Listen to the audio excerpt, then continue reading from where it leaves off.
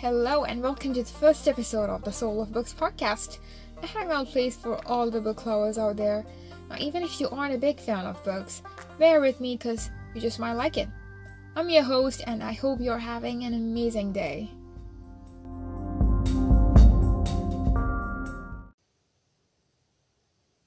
So, as you already saw from the title, we'll be talking about Twenties Girl by Sophie Kinsella.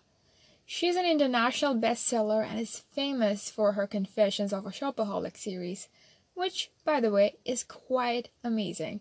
But I think from all the books I have read of her, Twenties Girl spoke to me the most. In this book, we get to meet and know two characters, Lara and Sadie, and for me, Lara was the favorite one, because the author has done a great job in portraying her vulnerability and her emotions. You just literally feel like you're with the characters, and in this case, I just wanted to give a hug to both the main characters. So, at the beginning of this book, you get to see that Lara is in a very distressful situation because Lara left her stable job and opened a business with her supposedly best friend, who seems to have abandoned her in a lurch, so she is struggling to hold the business together. And also, her ex-boyfriend, apparently the love of her life, just broke up with her out of the blue without any context. And clearly, the ex-boyfriend Josh moved on, but she is stuck in a loop and trying to fix things up, or in the least want to know why Josh left. Let's just say that she is stalking him all over the internet. It's kind of sad if you think about it, because even the mention of his name makes her tear up so badly, and now her parents call him the one who should not be named, which sounds about right. And her parents are worried for her and are trying to put her in therapy, but naturally, she is blocking all her problems and people in her life and running, wishing she could outcross all the chaos. But naturally, as expected, she is blocking all her problems and people in her life, running, wishing she would outcross all the chaos. So the story begins with Lara getting ready for the funeral of her great-aunt Sadie, and she dreads to go, because she really doesn't know much about her great-aunt Sadie, and she feels like she has visited her for like one time or something, and there's gonna be people coming and they're gonna ask her about things, which is not exciting. And now this is where everything changes. Lara enters the almost empty funeral room. It's bare and chilly with a coffin at the front, and Sadie Lancaster written in crappy plastic letters on a notice board. There's no flowers, there's no singing. When she looked over the room, she could see her parents and her multimillionaire Uncle Bill's family, and that's pretty much it. Sadie was, after all, 105 years old and confined to a nursing home, but still, Lara feels guilty when hardly anyone shows up to the old lady's funeral. Now, this is where everyone's like, oh man, seriously? No one came? That's so sad.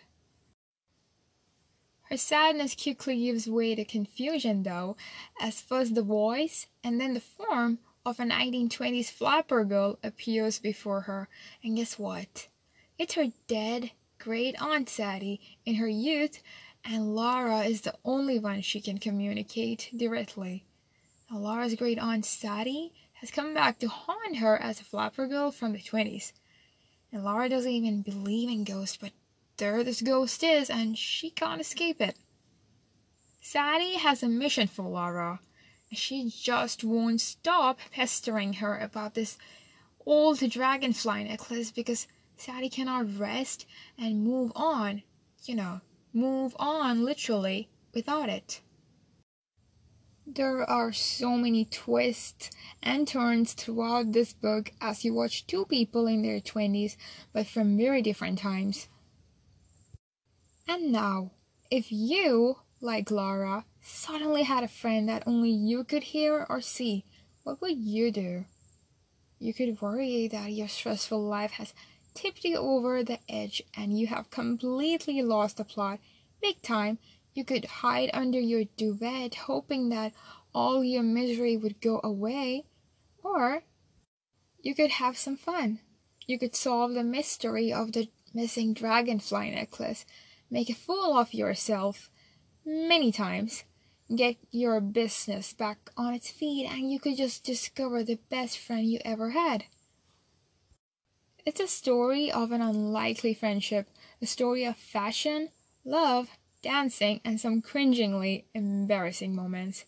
And Sadie is someone that you will hold close to your heart after reading this book, because that's the thing.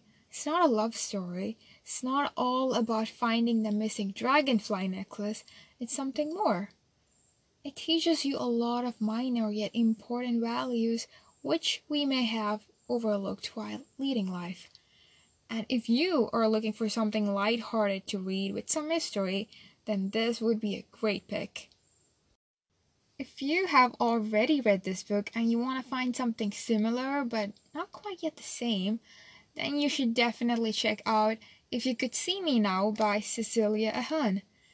And I have selected fiction as this week's genre, so I have some additional recommendations for you. Okay, Eleanor and Park by Rainbow Cowell. Then Flawed series by Cecilia Ahern. It's a duology, so it's awesome. And I'm sorry if I pronounced it wrong. There's a high chance of me pronouncing something wrong, especially the author's name. And if you guys have any recommendations for me or need reviews about some particular books, do let me know. And if anyone out here is new, consider following or subscribing to be notified when I post new content. Alright, that's it for the week. Thanks for tuning in. Have a great day, and I'll see you next time.